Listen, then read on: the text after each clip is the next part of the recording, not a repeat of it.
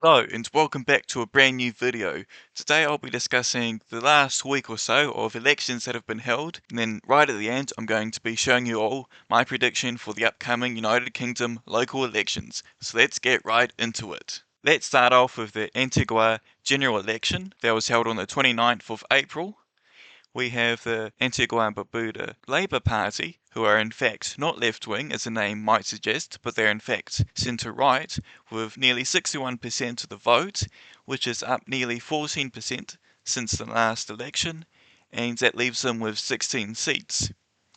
Then we have the opposition, the United Progressive Party, which are left-wing, with 37% of the vote, which is down 8%, and that leaves them with only one seat.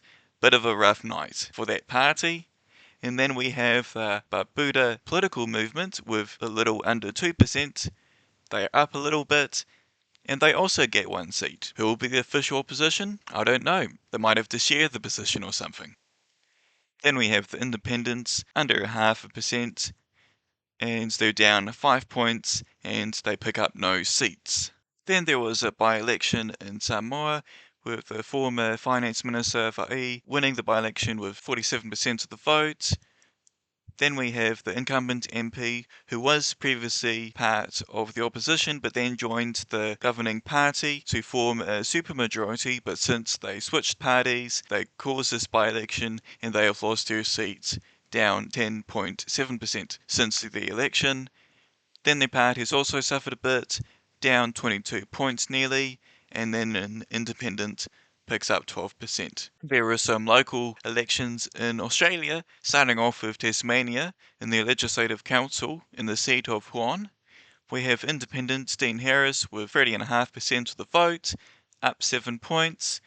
Coming in second is Claire Glade-Wright with 28% of the vote, a new candidate. Then we have third Labour candidate Abby McKibben on 16.5%, down 8.5%. Then we have Greens candidate Paul Gibson on 15%, down 5.5%, and I expect that Dean Harris will hold on to his seat. Then we have Rose Veers with Liberals MP Joe Palmer on 42.5%, up 1%. Then we have Labour candidate Ben McKinnon on 25%, up 15.5%.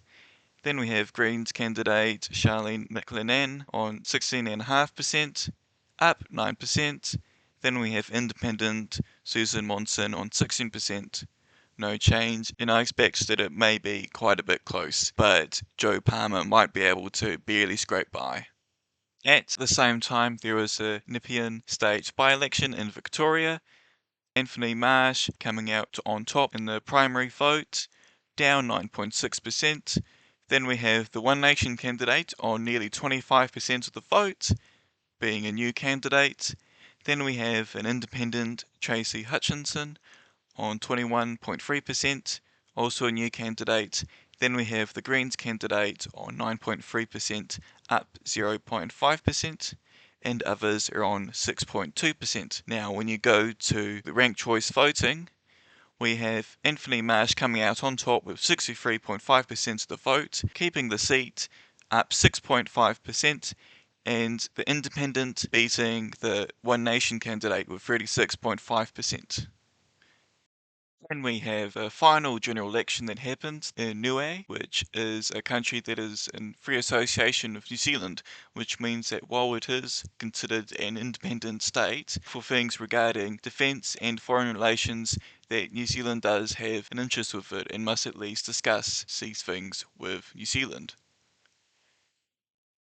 So all of them are independents. 3 of those independents were not voted back into Parliament, and 3 non-incumbents were elected, while 3 remain. And then lastly, we have the State Senate District 4 special election in Texas. And one thing I'd like to mention is that when I posted my governor election video, it was just after there was an attempted assassination on Trump. And I just want to say, I hope that we can all agree that while we all do have our differences and may not like politicians very much, political violence is never the answer and will only lead to more political violence. Regardless, the Republican Party came out in full force for this special election with 75% of the vote, which is up 5 points, not from the 2024 election, but rather the 2022 midterms. And then we have the Democratic candidate on only 25%, down 5 points. So it is one thing to note that the Democrats should keep in mind is that while Trump may be unpopular, they always need to make sure that they can offer a better alternative and know how to market that better alternative to those who may vote Republican. And now for the main event, which you've all been waiting for, my current prediction for the UK general election. And first up, I have Reform UK with a little under 30% of the vote, which is up 15.5% of the vote, change from the UK election. And yes, while Reform UK is languishing in the polls a bit, I'm basing this based on the most recent local elections last year, which underestimated Reform UK. So assuming there's a similar underestimation, Reform UK is actually still on top with nearly 30% of the vote. Then coming in second, 11% behind them, but still doing very well, is the Green Party with 19% of the vote. A lot of that is a lot of momentum gained from the recent by-election in February, where the Green candidate won 40% of the vote, a very strong result for the Green Party, and they're moving up 12 points since the UK general election. Then coming in third, we have the Labour Party dropping down significantly, 18 points. It seems that based on their budgeting of austerity and largely acting as some left-wing voters see as basically the Red Tories, this is what is causing Labour to drop and the Green Party to rise quite significantly and dramatically.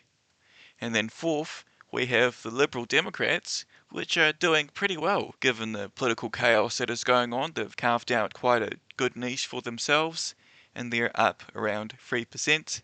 Then coming fifth, man, usually you don't see these levels of washed, but man, the Conservatives really have dropped to new lows, down 10 points. You can't even really consider them a major party anymore. Now, before you go down in the comments, oh, that's a bit low, well, you have to consider that in the most recent by-election, they lost 75% of their vote, from 8% to 2%. So the Conservatives are absolutely bleeding as a party, which is quite surprising given their dominance for several years in terms in government. They are now just completely drained of all energy and they're on the decline, and quite significantly. And then we have other parties, which include Restore Britain, Your Party, Plaid Cymru, and the Scottish National Party, on 4.67%, which is up 1.69% since the election. Putting these results on a map, you can see that Reform UK wins an outright majority of 392 seats, cleaning up quite a lot of the rural areas, while Lib Dems do pick up a little bit. And in particular, Greater London, which was previously a Labour stronghold, the Green Party have effectively taken over their stronghold and is now the Greens' firm base, while they are doing well in other areas such as Liverpool, Manchester and Leeds. And then we have the Scottish National Party doing quite well, retaking quite a few seats that they lost, and Plaid Cymru doing quite well, picking up a few seats, while Reform is winning a lot, in fact a majority of seats in Wales.